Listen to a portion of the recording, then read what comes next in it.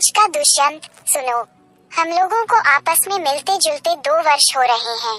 तुम अपने माता पिता से हमारे विवाह की बात कब करोगे? स्मृति सचिन से मनोहार कर रही थी। उधर सचिन तो अपने ही विचारों में खोया हुआ कुछ सोच रहा था। स्मृति चिढ़कर उसे झकझोरते हुए तनिक तेज आवाज में बोल पड़ी।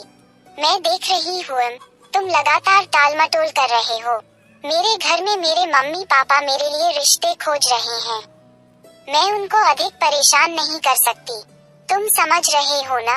सचिन जैसे सपने से जागा। हड़बड़ाते हुए कोट की जेब से एक मखमली डिब्बी निकालकर उसके हाथ में थमाकर उसकी आंखों में आंखें डालकर स्नेहपूर्वक देखने लगा। स्मृति चौंक कर उस मखमली डिबिया में जगमगाती हीरे की उस अंगूठी देखने लगी। आश्चर्य से उसकी वो गोल गोल आंखें और फैल गई और वह प्रश्नवाचक निगाहों से उसे देखने लगी। उसकी इस हालत का आनंद लेते हुए सचिन ने उसका हाथ अपनी मुट्ठी में कसते हुए मधुर आवाज में बम फोड़ा। स्मृति, पापा एक स्पेशल ट्रेनिंग के लिए मुझे 1 साल के लिए अमेरिका भेज रहे हैं। कल ही की फ्लाइट है। वह बेचारी तो उस अंगूठी को देखकर उतनी ही देर में अपने मन में न जाने कितने सपने सजा चुकी थी। सचिन की बात सुन कर झटके से बोली, फिर मेरा क्या होगा?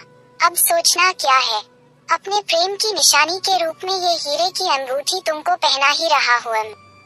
तुम्हारी अंगुली में सजी यह अंगूठी मेरे प्यार की याद दिलाती रहेगी।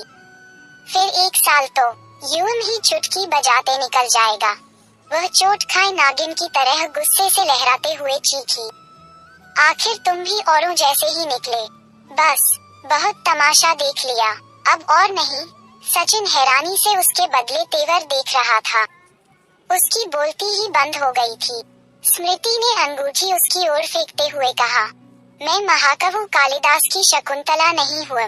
मैं तुम्हारी इस राजसी मुद्रिका के झांसे में नहीं फंस सकती। और तुम भी कान खोलकर सुन लो, भूल कर भी कभी दुष्यंत बनने का प्रयास मत करना। सचिन ठगा सा बैठा अपनी शकुंतला को जाते देखता रह गया। धन्यवाद आपका शुभचिंतक Santosh Kumar Sonkar, my YouTube at your well विशर।